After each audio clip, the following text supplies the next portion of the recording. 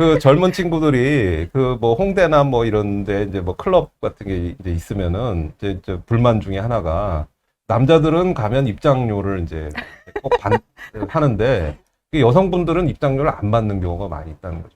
그래서 왜 그러냐? 남녀 차별 아니냐? 근데 사실은 이게 정교하게 디자인된 모델이라고 보시면 됩니다. 그러니까 적절히 많이 와서 같이 놀게 하는 게 클럽에서의 가장 그 중요한 목적인데 남자들은 그냥도 잘 와요. 그냥 잘 오는데 여성분들은 상대적으로 그렇게 클럽에 열심히 오지 않거든요. 그러니까 이 밸런스를 맞추려면 여성분들한테 혜택을 더 많이 주는 수밖에 없어요. 남녀 차별하고 아무 관계없이 오로지 비즈니스를 위해서 이렇게 하는 겁니다. 그래서 이 경우에 이 클럽 운영자는 바로 플랫폼이 되는 거죠. 플랫폼이 있으면서 양쪽을 어떻게 하면 네트워크 외부성을 극대화시키느냐.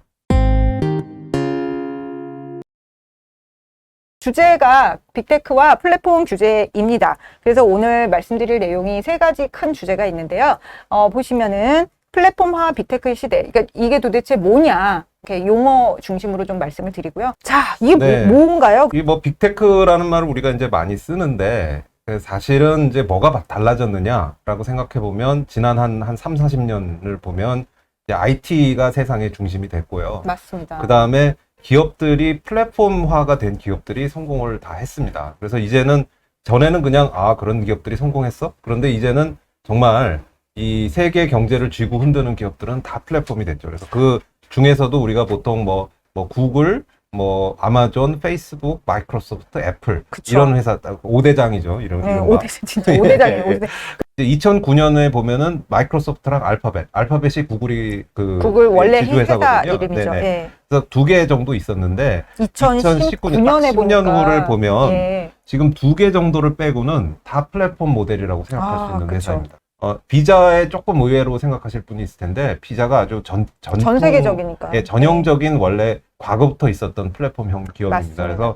그래서 이 10개 중에 8개가 이제 플랫폼 기업이고요. 예. 한국은 상대적으로는 그 정도는 아닌데요. 그래도 작년에 이 네이버랑 카카오가 처음으로 10대 기업 안에 들어왔고요. 그러면 이제 궁금한 게 도대체 계속 플랫폼 하는데 그럼 빅테크는 플랫폼 기업들이구나라고 약간 이렇게 이퀄 관계가 성립하는 것처럼 보이거든요. 그럼 네네. 도대체 플랫폼이 뭐냐? 뭔데 이렇게 세냐? 예, 이런 맞습니다. 설명을 해주셔야 될 것 같아요. 플랫폼이 기존 기업하고 다른 게 뭐냐. 근데 사실 아주 다른 건 아닙니다. 기존에도 이제 아까 비자 같은 게 원래 플랫폼 기업이라고 말씀드렸는데요. 이제 여기 이제 그림을 하나 이제 보여드렸는데 보통 저희가 어떤 기업이 가치를 높이는 방법이 크게 2가지가 있습니다. 이제 하나는 이 직접 많이 하면 돼요. 그러니까 우리가 수직 계열화라고 이제 얘기를 하는데 예를 들어서 이렇게 생각하시면 됩니다. 유통 단계가 많아지면 가격이 점점 올라간다고 그러잖아요. 그렇죠. 유통 단계를 줄이면 가격을 줄일 수가 있죠. 그렇죠. 그거 하나에서 다 해버려요. 그거를 이제 우리가 수직 계열화라는데 뭐 원재료를 사서 그거를 생산을 해서 소비자에게 갖다 주는 것까지 뭐 자질구레한 거 없이 이 자기가 직접 해서 비용을 많이 줄이는 방법. 그게 이제 하나가 있고 그다음에 다른 하나는 근데 내가 하면은 내가 꼭 잘하라는 법이 없잖아요. 그러니까 다른 사람들을 많이 끌어들여서 경쟁을 시켜서 그래서 외부에서 소싱을 받는 거죠. 그야말로. 그쵸. 그렇게 함으로써 어떤 그 경쟁력을 얻는 그 방법이 있는데 그 2개가 지금 말씀드린 걸 생각해보면 좀 모순이 되죠. 내가 많이 할수록 단계를 줄여서 가격을 줄일 수 있는 이 비용을 낮출 수 있는데 동시에 나보다 잘하는 사람들을 많이 끌어들이면 또 역시 그걸 낮출 수 있어요. 그러니까 항상 그 중간을 어디서 잡아가느냐. 그런데 그게 아트죠, 아트. 예. 근데 지난 수십 년간의 변화를 살펴보면 이 많은 사람들을 끌어들여서 할 수 있는 비용이 엄청 줄어드는 거예요. 그러니까 내가 직접 하면은 예전에는 거래 비용이 많이 내가 이 사람 저 사람 찾아다니고 뭐 연결하고 이런 비용이 많이 들었는데 그 비용이 엄청나게 줄어드는 거죠. IT의 발전을. 그래서 요즘의 플랫폼들은 자기네들이 직접 하는 게 별로 없습니다. 거의 외부에서 그래서 지금은 사실상 중개 기능만 하는 거라고 보시면 되거든요. 그래서 여기 밑에와 같은 그런 위에 같은 모델은 내가 처음부터 끝까지 다 해서 소비자에게 전달하는 모형. 그게 이제 전통적인 모형에서 플랫폼은 여기 뭐 소비자와 뭐 공급자가 돼도 좋고 그게 아니어도 상관없어. 양쪽에 그거를 서로 연결을 함으로써 그 연결 자체를 통해서 밸류를 창출해내는 그런 모형이 됩니다. 예, 여기 한 줄 요약해 주신 분들 계세요. 중개인.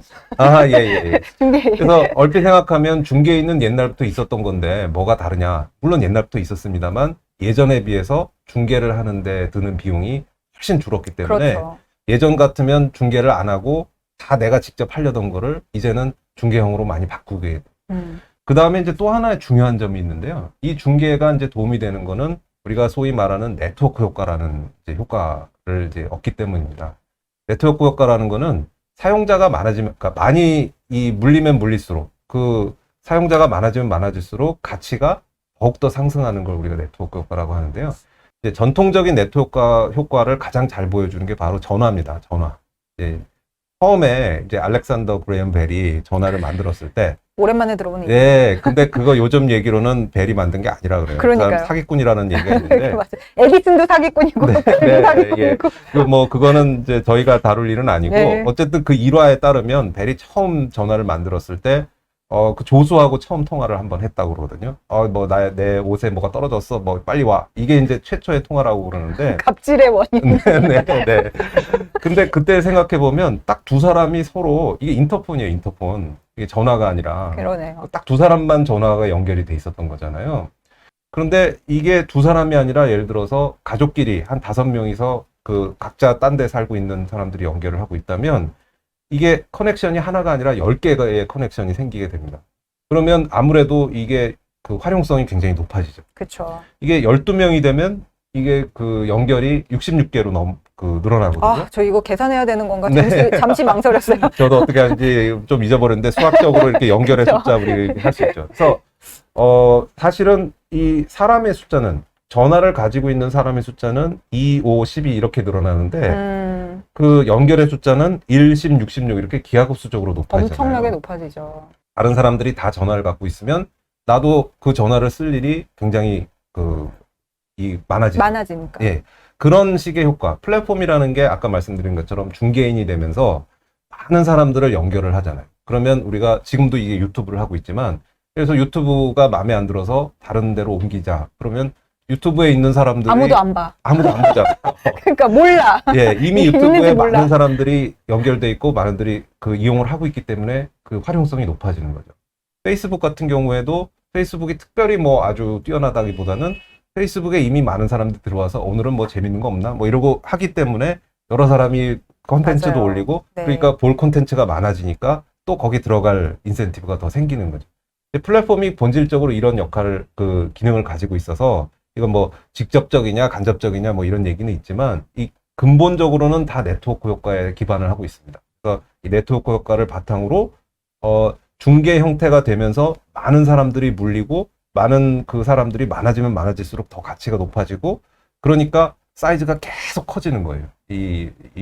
그게 이제 플랫폼의 기본 속성이라고 할 수 근데 있어요. 이제 사실 생각해 보면 아, 그렇구나. 그래서 빅테크들이 이렇게 돈도 잘 벌고, 그렇구나라고 하는데, 그 사실은 처음에 그 네트워크 효과를 거두기까지가 엄청나게 힘든 거잖아요. 사실은 네네. 그게 포인트인데. 왜냐면 네. 이런 아이들 조금 공부하고, 와, 이거 그러면 앉아서 돈 버는 거네. 네. 편 벌려놓고서는. 그렇게 생각을 하지만, 그러면 도대체 다들 그 생각을 가지고 있는데, 왜 이 소수의 기업들만 이렇게 성공을 하고 있느냐라고 네네. 하는 게 사실은 그게 정말 맞습니다. 진짜 아트인 것 그러니까 같아요. 어느 정도는 운이 작용한 면도 분명히 있죠. 그러니까 이 우리가 시장 자체를 놓고 경쟁한다고 하는데요. 어느 정도 이제 한번 모멘텀이 붙으면 아무도 말릴 수 없는 약간 그런 네트워크 효과가 있기 때문에 그렇죠. 한번 이쪽 네트워크가 크면 아무리 다른 쪽이 별로 좀 더 나아 보여도 이쪽에 워낙 많은 사람이 몰려있기 때문에 거기만 많이 커지고 이런 부분이 있거든요. 근데 그러면 플랫폼이 다 운이 좋아서 성공한 거냐? 그건 아니고요.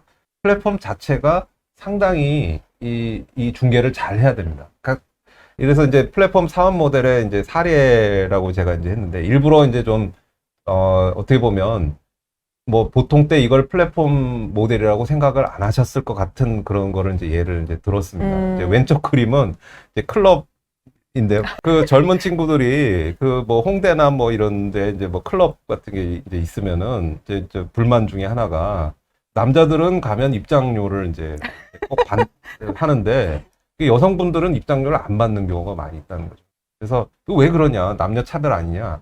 근데 사실은 이게 정교하게 디자인된 모델이라고 보시면 됩니다. 우리가 결국은 클럽에서 뭐 죄송한 얘기지만 물론 춤추러 가고 노래 들으러 가지만 이 남녀가 이제 만나는, 그러니까 남성분들은 여성이 없으면 가고 싶지가 않고 여성분들도 여성분들끼리만 와서 이제 놀고 싶지는 않거든요. 그러니까 적절히 많이 와서 같이 놀게 하는 게 클럽에서의 가장 그 중요한 목적인데, 남자들은 그냥도 잘 와요. 그냥 잘 오는데 여성분들은 상대적으로 그렇게 클럽에 열심히 오지 않거든요. 그러니까 이 밸런스를 맞추려면 여성분들한테 혜택을 더 많이 주는 수밖에 없어요. 남녀 차별하고 아무 관계없이 오로지 비즈니스를 위해서 이렇게 하는 겁니다.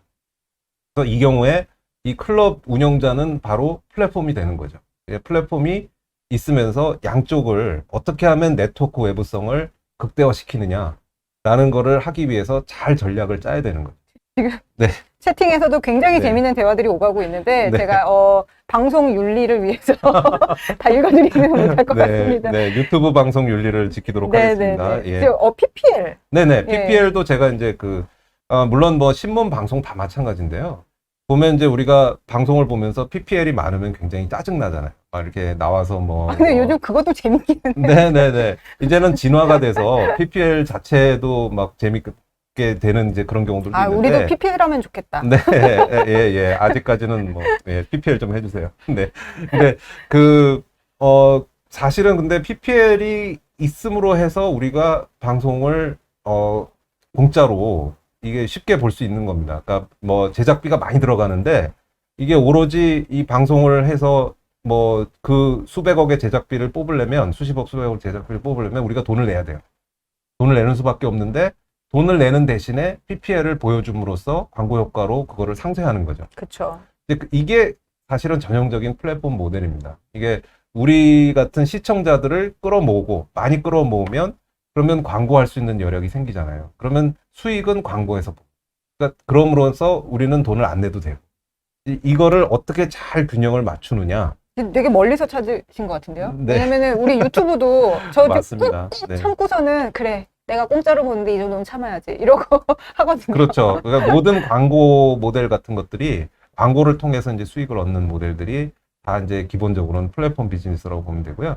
뭐 대단해 보이지만 우리 주변에서 보는 플랫폼들은 되게 우리가 돈을 안 내고도 많이 쓰는 플랫폼들은 다 이런 식의 비즈니스 모델을 가지고 있습니다. 그래서 이거를 어떻게 하면 사람들을 많이 끌어모으고 어떻게 해서 수익을 배분을 해서 누구에게 가격을 매기고 어떻게 하면 사람들이 싫어하지 않게 하면서도 돈을 벌 수 있느냐, 쉬운 모델은 아니죠. 네.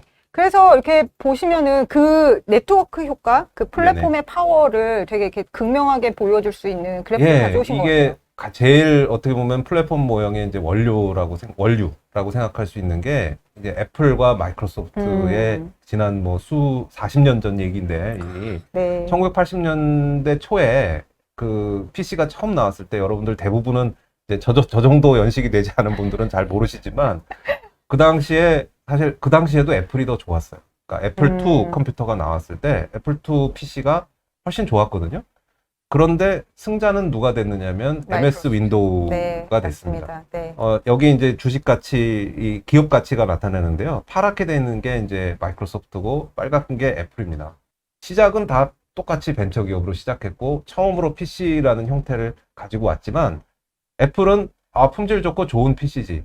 하지만 애플이 직접 하드웨어도 만들고 소프트웨어도 만들고 다 만들었어요. 그러니까 애플 것만 살 수 있어요.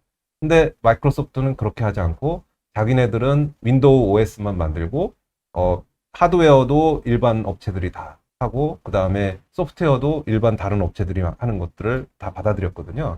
이게 전형적인 플랫폼 스타일의 이제 모형이 되겠습니다. 그래서 이게 지금 아주 절묘하게 2000년까지의 그래프를 보여주셨고 우리가 아는 것처럼 그 이후에 애플은 헐헐 날잖아요. 네네. 근데 이제 되게 재밌는 쿼트를 가지고 오셨더라고요.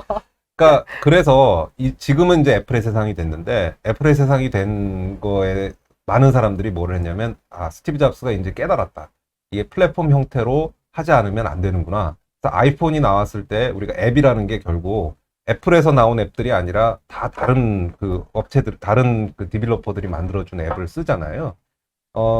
그게 결국 그 MS로부터 교훈을 얻은 거다라고 생각하는데 사실은 스티브 잡스는 원래부터 이런 걸 좀 싫어했던 것 같습니다. 약간 예, 결벽증이 그래서 결벽증. 이 월터 아이잭슨이라는 사람이 쓴 스티브 잡스의 전기에 보면 아이폰이 처음 나왔을 때 스티브 잡스는 그걸 반대했대요. 그러니까 모든 앱을 다 애플이 만들어서 그냥 하나의 일체가 된 거를 공급하기를 원했지 다른 데서 이제 앱을 개발하는 걸 원치 않았다는데. 그렇죠. 이렇게 아름다운데. 네네네. 거기에 흠결을 예. 가하는 일체의 그 예, 예. 불순한. 그래서 그 밑에 있는 분들이 열심히 뜯어 말려서 그래서 그거를 개방하게 됐다고 했고 그게 오늘날 아이폰의 성공을 이제 불러온 거죠. 그래서 그렇습니다.